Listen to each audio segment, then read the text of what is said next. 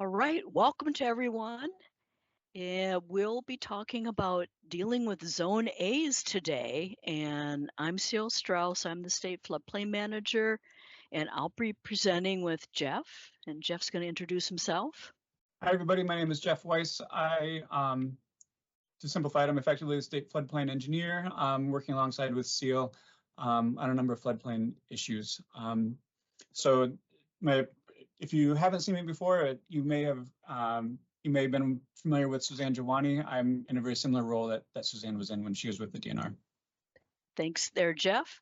And we'll continue on. And just in terms of logistics, we do have our coworker Gary Bennett is helping us with logistics behind the scenes, and he'll be helping to watch the chat. If you have questions as we go along, feel free to put a question in chat.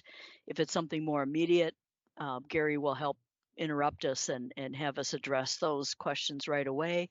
Other things we'll address at the end.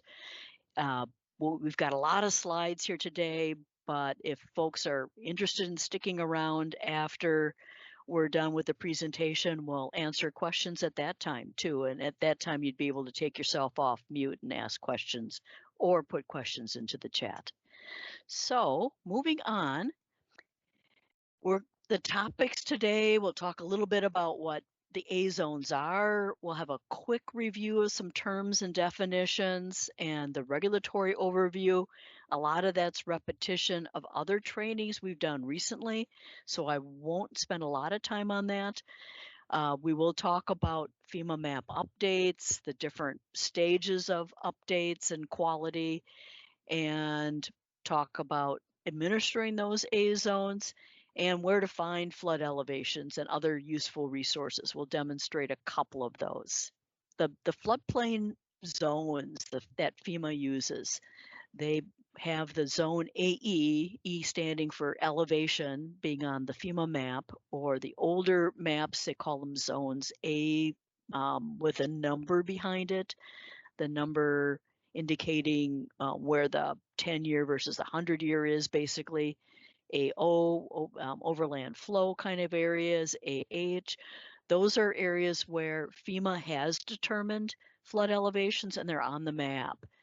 The zone A, without something behind the A, are the main topic for today. They're sometimes called the approximate A zones, and the level of supporting data is going to vary greatly, and we'll be definitely getting into more details on that and the kinds of information we have over time. Zone Ds we won't talk about today. Those are areas where the flood risk hasn't been determined, and they're only in a few counties in Minnesota, in Olmsted, Itasca, St. Louis, and Wright.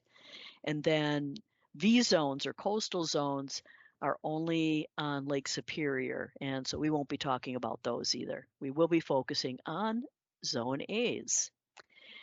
And as I mentioned, the amount of supporting detail really does vary.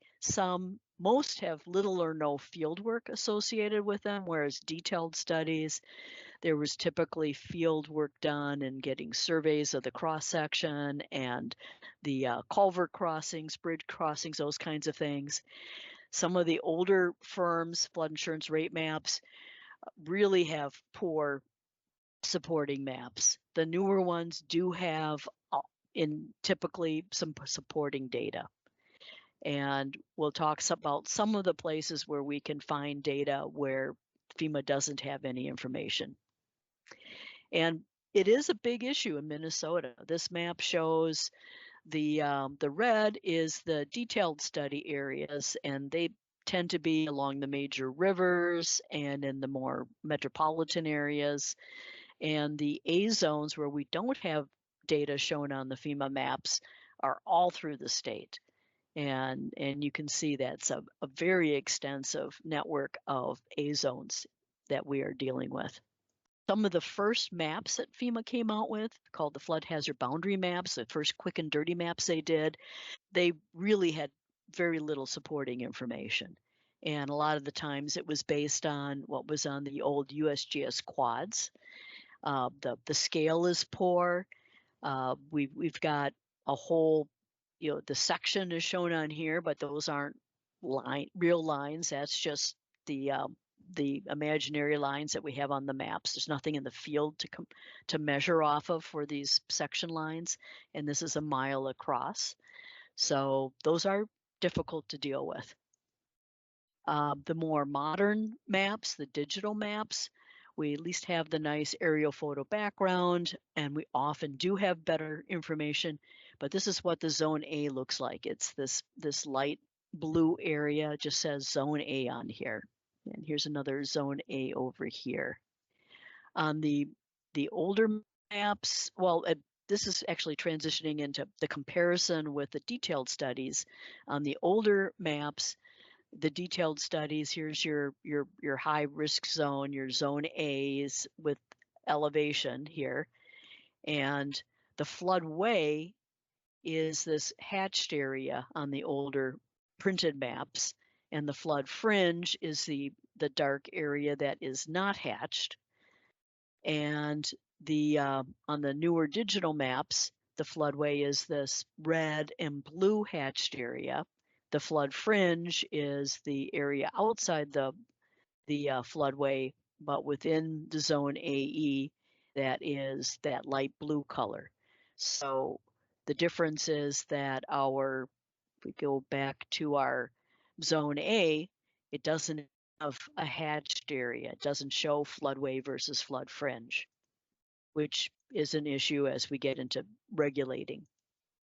And a quick review of the floodway versus the flood fringe, that FEMA recognized early on that there's differences in the flood risk in floodplains. And so the areas including the streams and some of that near overbank, especially the higher velocity and the deeper areas, they were calling the floodway. And the area outside that is called the flood fringe.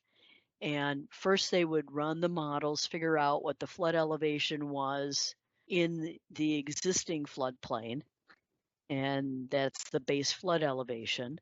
And then they would decide where the floodway should go. Where's going, it would definitely include the stream and some of that overbank area. There were decisions made on where that boundary would be. Sometimes they would use physical boundaries, like here where we've got a road, maybe got some culverts through it, so you've got water on the other side, but it's going to be more of a backwater situation. You're not going to have velocities there. Whereas on the other side, they're looking at, gee, where's our future development going to be? We want to be able to allow filling here. So there would be an administrative decision made on where the floodway line would be on the other side. And it was more of an iterative process, because what they would do then is simulate encroachment. In the modeling, they would put in new cross sections, pretend that area was all filled in. That was going to be the flood fringe. Of course, as you squeeze in the area where the water is able to go, it's going to cause an increase in the flood elevation. The national standard is that increase can't be more than a foot. In Minnesota, right from the beginning, we limited it to half a foot. And we said that you can't cause any increase if there's going to be an increase in flood damage potential, which we've interpreted as any buildings, insurable buildings. So buildings with a roof and at least 2 rigid walls. If they're being impacted, you can't cause any increase. If these areas do have detailed studies, there would also be a flood insurance study. Again, I'm not going to get into details on these today. It's just a quick reminder that these are the resources we have for a detailed study area, that this flood insurance study will give the details in tables here at each cross section, what our flood elevations are, some velocity information within the floodway, other data here. There's profiles at the end of the flood insurance studies showing the 100-year profile along with 10-year, 50-year, 500-year profiles. So you don't have those with the A zones. The other reminder is the key elevation requirement. FEMA's requirement is that lowest floors need to at least be at the base flood elevation or higher. And in Minnesota, our minimum lowest floor has to be at the regulatory flood protection elevation, the RFPE. And that's the BFE, the flood elevation, plus any stage increase due to creating that floodway. So that could be up to half a foot, plus a foot of freeboard, which is the state minimum. And so you add that together, and that's your regulatory flood protection elevation, the lowest floor requirement for buildings, and how high up flood resistant materials need to be for some other types of structures that are not buildings and that kind of thing.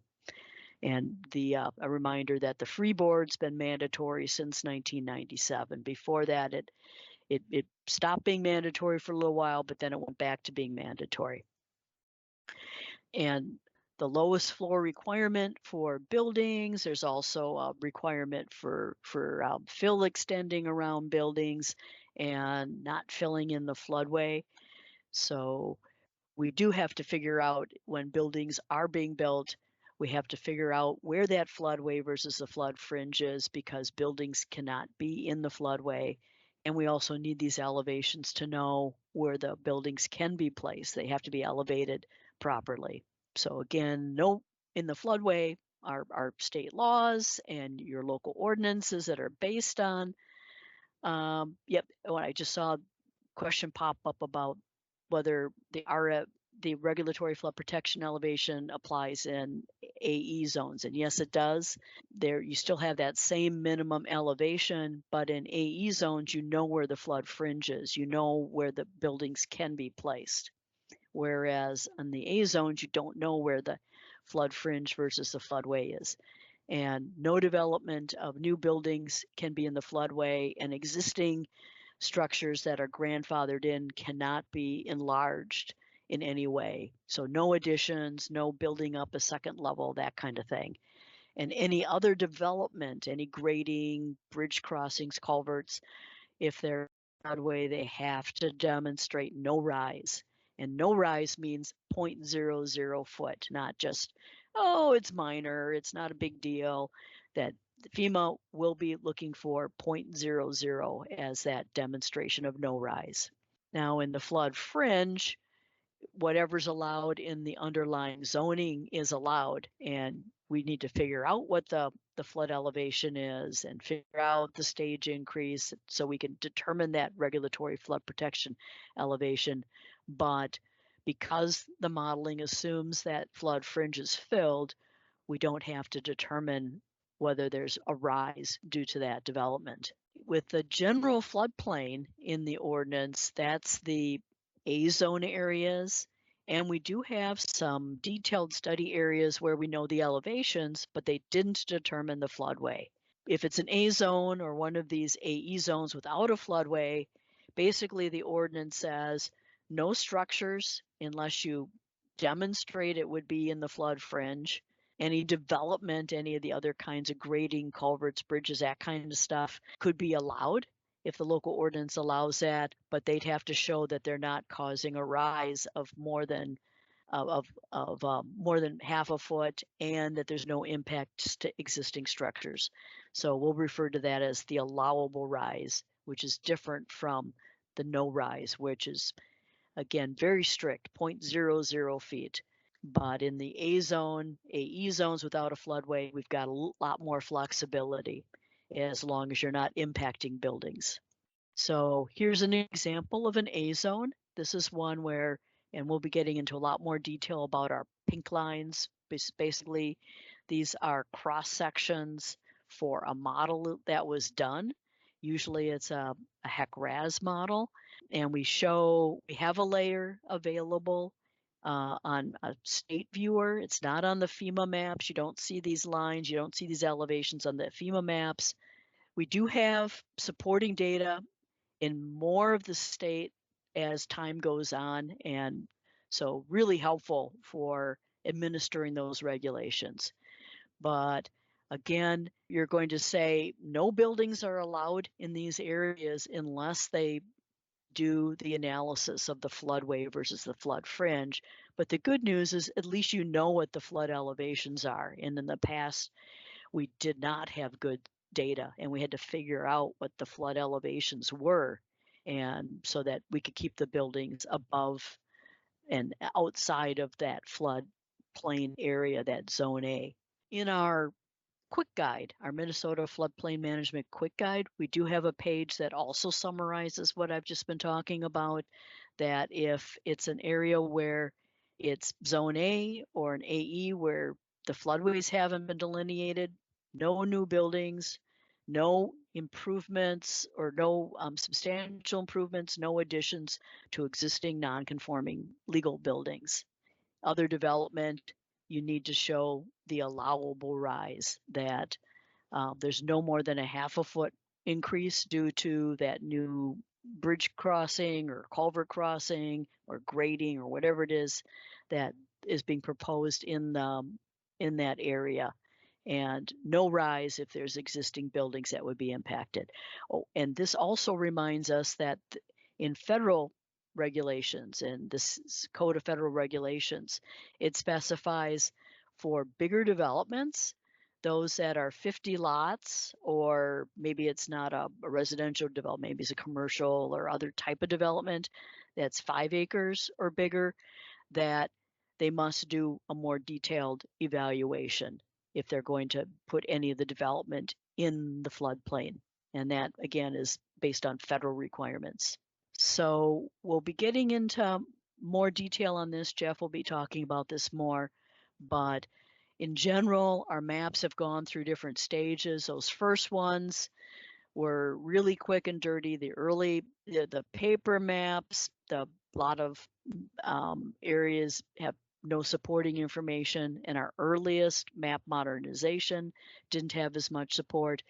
And as time's gone on, we've gotten better data in each step of the mapping process. The first of the digital maps, taking them from paper map to a digital map, unfortunately, those first ones, a lot of them were just a digital capture. So this is a great example of is a big issue in the Hennepin County, Anoka County, and some other counties where you could see this is what's on the paper map. They obviously, this pink area is the floodplain on the new digital maps, but they just took the floodplain that was on the paper map, slapped it into a digital layer, and it doesn't match the elevation contours. So we do have some challenges in some of those first funded map modernization digital maps. And some of those took 20 years to go through the process. So even though it was issued more recently in 2015, the process started closer to 2000, and that's why it's got the digital capture. But in the more recent efforts, we've got LiDAR. We've had LiDAR statewide since, in most parts of the state, 2010, 2011, 2012. And so those that got funded and started the process after about 2010, FEMA did use the LiDAR, and the boundaries are much better. They're following the LiDAR, and they make much more sense than some of the earliest digital maps. Where do we have the model-backed A zones? We'll get into more detail on that. But where we have them, we do have that 1% annual chance. We call it the water surface elevations because they're not officially base flood elevations, but they are our best available data for BFEs, for the base flood elevations. Ceil left off talking about how we are trying to get pink lines on everywhere in the state. And this slide gives an idea of where those pink lines are located. So if you see, I'm assuming you all can see my mouse pointing through here. We can see that, yeah. So any place that you see these streamlines through the counties, those are areas where there are pink lines available through those counties. There's a couple ways this map is a little bit inaccurate. For example, like we do have some pink lines here in Aiken County and down here in Murray County that just aren't quite part of the database yet. But so things are moving along, but you can see Aiken just got added.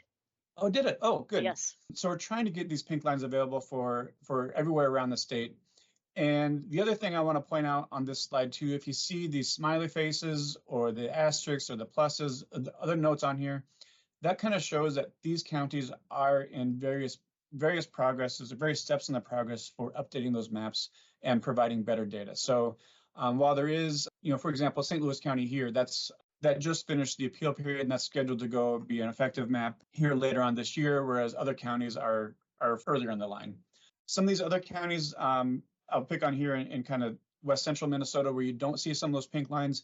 They do have the blue shading showing that they're digital. Not all of them have models behind those zone A areas, so they don't show those pink lines here. But just because they don't have those pink lines, if you need to understand what's going on, whether it has those pink lines or not, you can always get in touch with us and ask us for some help to figure out what's going on. But in the end, we were trying to get the whole state updated to have models behind all models, and also switch all counties from paper maps to digital maps and make sure all counties have maps in period. So these counties that are green that still show paper maps, they're on our schedule to update to be digital maps. And these gray counties, Cook and Lake and these upper Mississippi River counties, these are also on our schedule to create maps for these counties. I mean, we can only get so many done a year, but anyway, they're on the schedule to be updated.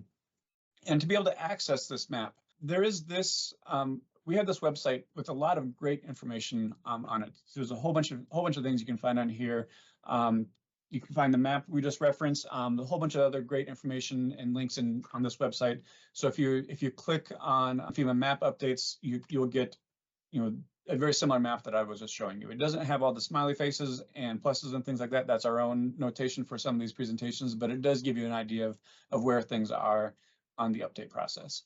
To give you an idea of what some of those current mapping update efforts are, FEMA has been, in recent years, they've been doing things more at the watershed level, which makes a lot of sense because it's frustrating when data from one county is connected to another county, but the data is years apart. So if you have a river flowing from, say the Rim River flowing from Isanti County to Anoka County, well, if we updated Anoka County, have brand new data, but Isanti data is still 35 years old, that's really frustrating. So, and sometimes you get big disconnects between floodplain information at the county border. So FEMA has been trying to look at things more at the watershed level lately. So this gives an example of how we have been looking at things at the watershed level.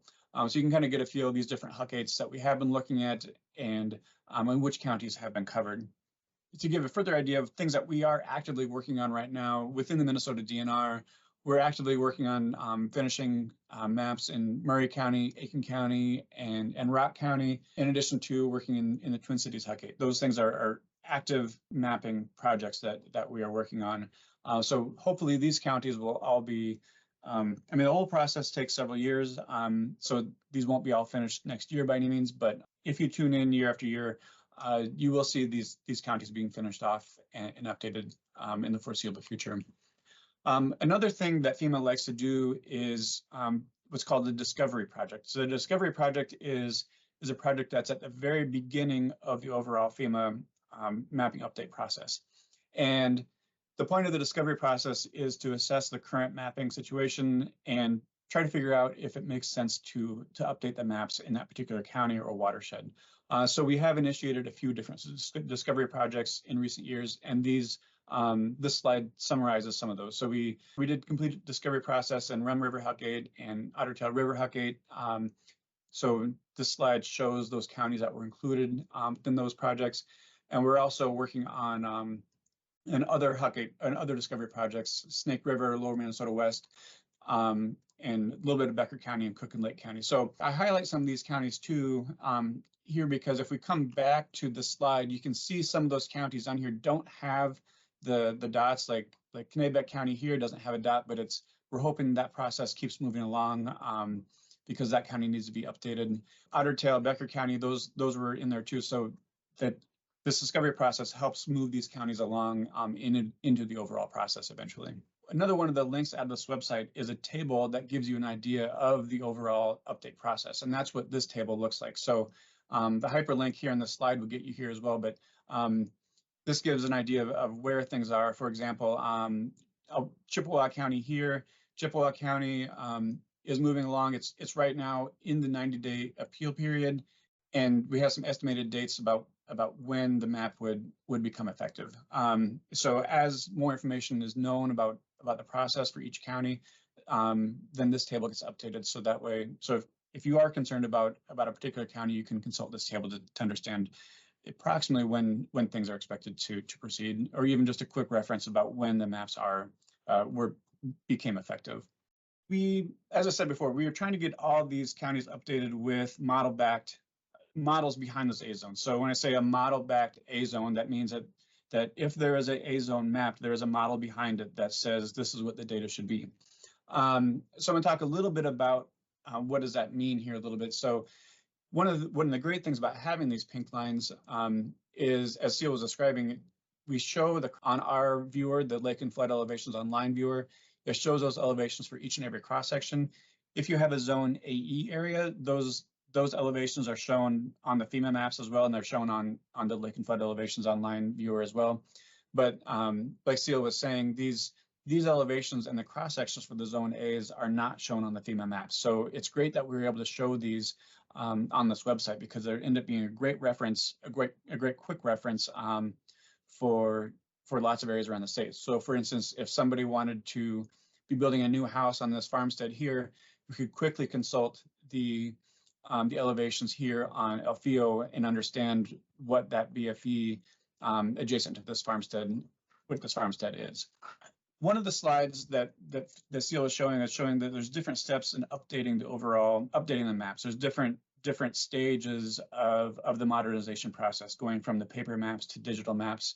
And in those different stages, FEMA has taken different approaches for modeling and updating those maps. So depending on when a particular county is updated, the models or the data behind that modernization might be a little bit different. So the current standard uses LiDAR for coming up with the cross-section geometry. So so it ends up being very accurate ground elevations. And that's another big reason why we like to use updated LiDAR. Every roughly 10 years, 5 to 10 years, the state LiDAR group likes to update LiDAR in counties, and this is one of the reasons why the updated LiDAR is really important. With the current modeling effort, they also include hydraulic structures, meaning like bridges and culverts. Sometimes FEMA has opted to use models that do not use bridges and culverts, but so that might be one difference you might see for an older data set compared to current data sets. We also use USGS regression equations to come up with the flows that are in the models. And then we also use 5 flood frequencies, 10-year, 25-year, 50-year, 100-year, and 500-year. So like the 10, 4%, 2, 1, and 0.2%. Some past studies maybe only used the 1% or used a smaller data set out of this.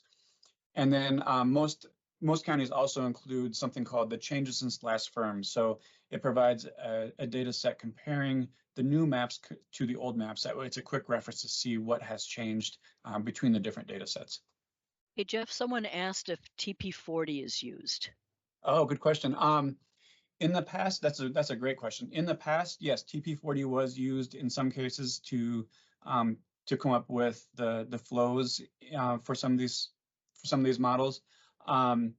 Now the USGS regression equations cover the state quite well, and they have good data sets to come up with those equations. So for zone A areas, those regression equations are almost always used. Another note about TP40, TP40 has now been superseded by Atlas 14. So any new studies that would have used TP40 in the past would now be using Atlas 14 data. But yes, that's a great question. Some of the studies in the past did use TP40, but now they almost always use regression equations for zone A's anyway. An example, this shows an example of one of FEMA's approaches for modeling in the past that may be a little bit too quick and dirty. There aren't too many streams that have a really flat floodplain that stretches for a couple hundred feet like that. So this is one of the reasons why we try to continually improve approaches. Another thing you might see if you're looking at models behind your zone A's, This is actually, I believe it's supposed to be the same cross section, but on one cross, sometimes, especially in some of the more agricultural areas, there are county ditches that are mapped, and those ditches can be very deep and narrow. And so on the left side, this might be something that's captured off of LiDAR from that. It might not capture the bottom of that ditch very well, but once you add in actual data from the ditch itself, that ditch might be a lot lower. So sometimes you might see information on the maps that just doesn't quite match what you think might be a reality. So if you dig into the details on the models, some of the reasons like this or the previous slide showing kind of a funny cross section might be some of the reasons behind why the data on the maps doesn't quite match what you think is reality on the landscape. To add a couple of those examples here in this slide, and kind of coming back to the one we were showing before, so you can see these elevations along here. You can see there's a big drop in elevations across this road. So flows going from south to north here.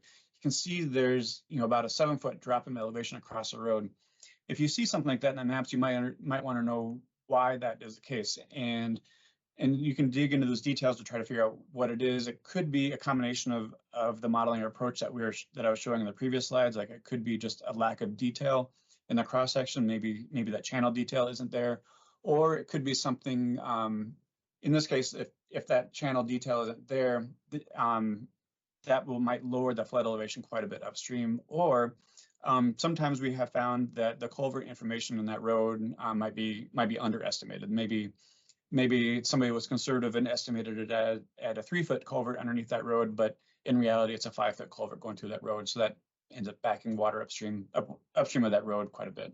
Another thing that has changed over time, FEMA has different products they produce along with their studies. And we often call these non-regulatory flood risk products. And because the maps are the only thing that are regulatory, but these other non-regulatory products are intended to be helpful for floodplain administrators and those who need to understand a little bit more about what's going on in the landscape. So this includes flood risk report, flood risk map. There's databases that include a lot of different flood information. One of the things that at least some folks really like a lot, and we want to encourage folks to be able to use some of these. Water surface elevation grids and flood depth grids can be extremely helpful in understanding what that real risk is for somebody, because whether you are on a map, for example, on this type of a screen here, if there's a home here right on the edge of the floodplain, if you're just looking at the map saying whether you're in or out, that map doesn't give you any information about what that depth is for that particular home. But these depth grids do give much more information. So you're able to understand if you have a depth grid for your county, be able to look at that depth grid to understand if someone is proposing to build at a particular spot, you understand that depth grid or that the depth for that area might be 10 feet versus 1 foot. And so that helps us kind of understand what that real flood risk is in individual spots. So anyway, if you do have depth grids, hopefully they're useful for you. And particularly if you do have them for your county, we are very interested in understanding how you use them and if they are useful for you. I believe this is where we kick back to you, Ceil, but if I'm not mistaken, is that right? Yes. We've been talking about these pink lines and just where can you get them? You can, if you're a GIS person, you can go get the layer at the MinGeo Commons. We've got an info sheet on how to do that available. Also, probably the main way people are looking at them now is our lake and flood elevations online viewer, or LFIO. And we'll have a few slides giving a little bit more information on using LFIO. But I think many of you are become familiar with LFIO since we started that in 2021. And then there's a few counties where the pink lines haven't gone through all the review where we can put them on the public site yet, but we might have draft version that we can share information with you if you're looking for the best available data. And we just, like I mentioned earlier, we just got Aiken onto our LFIO, onto our public layer. Counties like, I know, Wabasha and Winona, we've got some supporting data that's not available publicly in some places. And again, here's a sample view if you're looking at those in LFIO. I wanted to have an example of an AE zone without a floodway. And so here's one. You got the Mississippi River here, detailed study with the floodway, but this tributary, for whatever reason, it is detailed. You've got the elevations, and on the FEMA maps, it will show elevations, and it's got the 500 year, but for whatever reason, it doesn't show the floodway. So from an administrative perspective, in our model ordinance, again, we call it the general floodplain district, where we're regulating the A zone and the AE without floodway areas. And the very first thing tells you that until the floodway is delineated versus the flood fringe, the allowable uses are going to be the same as those in the floodway district. So you would go to section 5 of the ordinance and just administer it as if it's a floodway. Otherwise, you would have to figure out if it's floodway versus flood fringe. And it does remind us that if the development is determined to be floodway, you go to the floodway section and figure out what's allowed and what the requirements are. If you determine it's in the flood fringe, you go to the flood fringe section of the ordinance. But to get to the better data, again, it's a federal requirement if it's one of these bigger developments that you're supposed to use a detailed study and use that best available data. If it's not one of these bigger areas, you can look at, gee, is it above the base flood elevation? If it's above the base flood elevation and it's just mapped poorly, you can assume it's flood fringe. If it's below the BFE, you must determine where that floodway location is. And again, we mentioned that in determining that floodway, there's a maximum rise of the 1/2 foot as long as no buildings are impacted. Example here where you can see it's not following the contours, and this would be one where we've got the flood elevation, and I can see that this spot here where this building is clearly above the base flood elevation, so that can be treated as flood fringe and just making sure it's meeting the minimum elevation, but the building can be allowed. And where we don't have detailed studies, we just assume it is the maximum 1/2 foot of stage increase when we're calculating the regulatory flood protection elevation. So we'll take the elevation on the pink line and add 1.5 feet for the foot of freeboard and the 1/2 foot maximum stage increase. Talked about this, that's a requirement. So basically you'd be hiring a PE who's familiar with the modeling to figure out the floodplain districts. We will talk about some alternative methods. Jeff will start with that in a little bit here. But the PE would obtain the existing model if we have an A zone model, or in places where we don't have model, they'd have to create a new model for the area, get that base flood elevation, then add the floodway in the model, verify that when they add the floodway, it's not increasing more than 1/2 foot, and there's no impacts on insurable structures, existing structures. The documentation would include that modeling. It would include a map showing where that floodway is and the reports showing that it meets the allowable rise, and the community is going to keep that with the records for that property. The PEs can look to see if we've got a model at our model download site. I'll show a few slides for that. We have talked about doing some HEC-RAS training. We've done a half-day training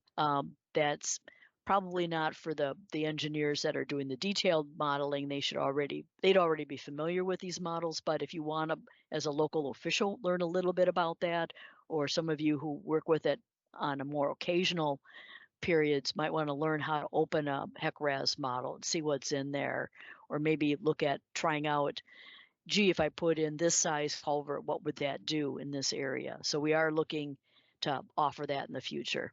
But back to the download site, that is available on our website. If you click the launch application, it will bring you to this interactive map. On this map, those streams that have the thicker kind of blue streams are the ones where we've got models available. Those that have the grade streams, they're not available on the viewer. So we ask that you check with DNR staff. We might have it, especially older models. We haven't gotten loaded onto our download site where we're chipping away at making those available. But if you click on the reach you're interested in, this box here will pop open. You can see when the analysis was done, what kind of model was used, and you can download the model. If you click again on here, you get a little bit more information on who was the one that did the modeling, what the topo source was. In some of those areas, you're going to have a bunch of models because it was the older HEC 2 models and they were done in different pieces for whatever reason, or maybe there's a letter of map revision in that area. So we try to make all the applicable models available for a particular reach. Then, in addition to having the analysis done by a professional engineer, that's always a good option to determine the floodway versus flood fringe. But in our ordinance, we do say that you can be using some other standard engineering practices. And we're going to turn it back over to Jeff, and he's going to talk about some of those other engineering practices. For zone A's, there oftentimes you do need to understand or be able to determine a floodway, based on our rules and policies. So here we're going to talk about some of those alternative methods to determine a floodway. Sometimes there's clearly a backwater situation where you won't have any velocities or flows. Sometimes it's either upstream or downstream of a bridge where there's some standard approaches for determining if it's actually the effective flow area. Again, you're not going to have much for velocities in some of these areas upstream and downstream of bridges. And as noted with the asterisks for both those first two, still recommend consulting with us or your own engineer for just kind of confirmation on what kind of conclusions you're drawing there. And the third option is, or all three of these, the third option is that sometimes there's a lake or a basin where it's really the ordinary high water level on the lake is determining what that base flood elevation is. And therefore, you can use that information for determining what's flood fringe versus floodway. But again, for all of these, we still recommend kind of consulting with us to make sure we're in agreement with what you are seeing, what you're concluding. So to give you a couple of examples here, on this screen, we're showing the pink lines for the Cannon River and then the orange outline for the floodway or floodplain, sorry. And you can see this proposed house on kind of a backwater area here. So you can see if this orange outline area is the floodplain, yeah, water can get up in here, but it's fairly obvious that there's no velocities moving through a situation like that. So that one makes it easy to conclude that this is a flood fringe area, and therefore you don't need to do some additional modeling to be able to show that it's not floodway. Another example might be here. There's example on the Clearwater River. I don't remember which county this one is, but here you can see this call out is showing the contour here for 1248 for this contour going around here, showing the elevation here at on this cross section is 47.6. Someone has a proposed structure up here that's above the 1248 contour. They still may need to elevate to get their regulatory flood protection elevation, but it's easy to conclude that this is up and out of the floodway because they're not even in the flood fringe in that case. But if we have a second site that is actually more in here, if there's a different proposed structure that's more kind of in the middle of this contour here, it becomes a lot less clear exactly what is flood fringe, and like maybe this should have been mapped out this area a little bit more and just wasn't mapped quite correctly. So in this kind of situation, you also might conclude that because of this contour, this is likely still flood fringe and not floodway because water's not flowing into there from the upstream, but it's still possible maybe this still might be floodplain back in this kind of lobe of the topo. Again, kind of consult with us and we can work with you to help determine agree with you if that's a flood fringe area or not. Another example is upstream and downstream of bridges. When you have a road that crosses the floodplain, usually there's just the one opening, the bridge or the culvert going right through the channel. And as flow is coming into the bridge, that has to contract down into that bridge opening. And then once it comes out of that bridge, it actually has to expand out of it as well. Typical guidelines say that the flow contracts at a 1-to-1 ratio coming into the bridge, because the water's moving downstream and it doesn't really realize that bridge is coming, and all of a sudden it gets fairly close and it has to contract fairly quickly. As that flow is leaving the bridge, it expands out at a slower ratio. It expands out at a roughly 2-to-1 or 3-to-1 ratio moving downstream. So meaning that for every 3 feet moving downstream, that floodplain might only expand 1 foot, or maybe every 2 feet moving downstream, and it expands every 1 foot. So it expands more slowly than it contracts. So in this example, again, there's this kind of lobe that's back up here. Even though this is in the floodplain here clearly, because flow would have to be constricting to get down into the bridge at that 1-to-1 ratio, it's easy to conclude that this is flood fringe and not in the floodway. Similarly, on the downstream side, proposed site number 2, again, on the north side here on kind of backwater area, if you use that expansion ratio of 2 or 3-to-1, it's going to expand slowly out there, and it's easy to conclude just kind of drawing your triangles on the map. Even if you slope this triangle up to follow the stream center line, this area would still be in the flood fringe and not in the floodway. And I actually added a slide in here. But on lakes, we have some special language in our model ordinance, and if the community has that optional wording in there, giving a little more flexibility on lakes, we say that the area above the ordinary high can be considered flood fringe if it's more that backwater, that the lake's rising and it just kind of gets wet there. It's not a velocity area. It's not near a tributary or an outlet. The other example would be here you've got a stream, and this is officially a lake, but that's clearly in the flowage area. It's really just part of that stream. That's part of a flowing system, and this option would not be applicable here. Or if you're looking at a lake, most of the lake, you'll be able to use this option, but at the inlets, outlets, you would not be. You'd be looking at where's the velocity impacting the areas by those inlets and outlets. If it's above the ordinary high and the community does have that optional language that we've got in our model ordinance, then they can say, hey, it's above the ordinary high. We're going to consider it flood fringe. In particular, we want to be able to have more options for some of the erosion control or things like stairs or a path for access, that they don't have to have a PE doing analysis for some of these projects that are clearly not in conveyance areas. For buildings, allowing this method, it's also assuming that you're meeting applicable setbacks and that the site's suitable for buildings, that you've got access to that site. It's not in a wetland and it meets the safe access requirements and those kinds of things. But for most lake lots, that's going to be an applicable situation where you can say above the ordinary high, it can be considered flood fringe. Some various sources for BFE sources. We've been talking about LFIO. Some of the county data viewers have some great resources online. The shoreland method, if it's a lake, and I'll get into a couple slides on that. And then if there's been letters of map amendments in the area, they often have good estimates of the base flood elevations, or you might have a local stormwater plan or watershed district data. And if there's not any of those sources of data, then DNR staff will look at whatever we can find. Sometimes we'll do a conservative estimate based on other data in the area. A few quick slides showing LFIO here, that it's been around. More of the layers were added in 21, but when there is the flood frequencies available for the lake, we show those different flood frequencies in here. We've added a bunch of layers in 21. We've added some report options.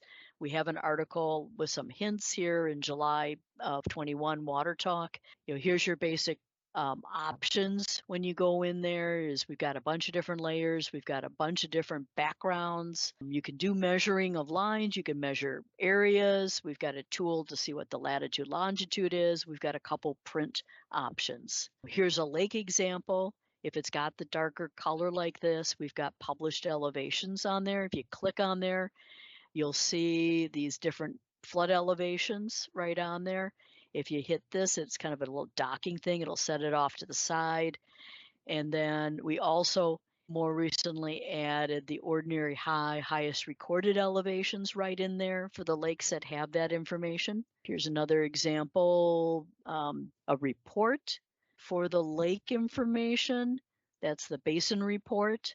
You pick the basin you're interested in, and you get a report like this that gives you the flood elevations and the ordinary high, highest recorded, warning to make sure that the datum that you look at that, because in many situations our flood information is going to be in the 88 datum, our DNR ordinary highs, highest recorded, are typically in 29 or maybe 1912 data.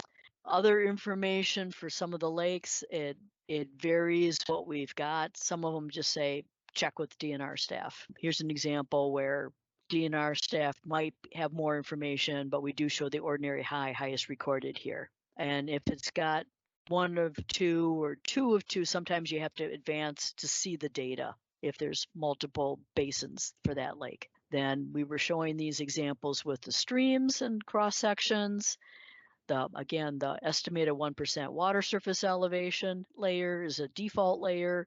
We use the FEMA colors if it's a DFIRM, a newer map. And if we wanted to do a map, say that's our site of interest, we go over here, we choose the mapping option. You can put in comments, press print, make the map report. You have to put click the spot where you want the map centered. You have the choice to put in comments, and then you click the print the map report. It'll print whatever level you're zoomed in at and have the legend there. You can zoom in and out. You can have on the different layers or turn them off. It'll print whatever you've got in your view. Other resources, we do have some resources for certain counties available on this page. And then the shoreland method we've talked about, where we don't have flood elevations, but in our shoreland rules, we say that the flood elevation, if you don't have a flood elevation, the lowest floor is going to be 3 feet above the ordinary high or above the highest known water level, whichever's higher. Part of that 3 foot above the ordinary high or highest known would be your foot of freeboard, and the 2 feet above the ordinary high or highest known, we've argued would be the flood elevation. And we do use that. You can go get information on Lake Finder or get it now in Elfio. We do have an information sheet on using this method. We're in the process of updating it because this drawing is really old, and we've got a much nicer graphic now for that. Other sources would be LOMAs in the area. And if you go to the FEMA National Flood Hazard layer and you turn on the LOMA layer, you can see all these dots, these purple dots showing where there's LOMAs in the area. And let's take this example. You click on that, and it will have this box pop up, and it'll show the address, and then it'll give you the option to download a copy of the LOMA here. So you click on that, you can see a copy of the LOMA. These older ones, they actually showed the 1% that they used. So you can be saying, hey, it was good enough for this LOMA here. That could be a good estimate for a site that's nearby. Other sources, the city might have a stormwater management plan, watershed districts. Otherwise, you can contact your area hydrologist or floodplain staff. Will help with estimates. We'll look at what bridge information's in the area. Worst case, we might use contour interpolation or some other conservative estimates. And this is a question that we use when we had clickers to ask questions here. But if a homeowner's unhappy with the BFE determination made for his house in an A zone, he must accept your determination and cannot hire an engineer surveyor on his own. Is that fact or fiction? And I think most of you will realize that's fiction, that they can get more detailed information, but they'd have to pay the fees. So when we're doing some of these estimates, we're using the best available data, trying to save them some money, but they can always choose to do more detailed analysis and hire someone to do more detailed analysis. And I see we're past time. I've just got a couple slides left, pointing out that we do have 10-year elevations in A zones in some parts of the state, in these counties that I've highlighted. Some of them are for effective FEMA map areas. Some of them were done for the preliminaries. Basically, you can get the layer, the shape files. Here's an example in Morrison County. Say we wanted to know the 10-year because we're going to put in an on-site septic system, or needed the 10-year for some other reason. I can see the 100-year here with the pink lines. But if I click on that in my GIS system and bring up the data for that cross section, I've got the tenure right here, and I can use that as my tenure data for those other purposes. So again, we've got a bunch of counties with data where you could request those shape files. We've got those available. We're trying to figure out a way to get them available onto Elfio so we can make them more readily available. And then just ending with links to a few of the sites we've been talking about, and a reminder that we've got the quick guide with some of the things we were talking about here today also. And I think that's where we ended. So sorry went a few minutes over. Thanks to everybody for sticking around. That is what I had in my presentation. So thanks everyone for attending. Thanks, everybody.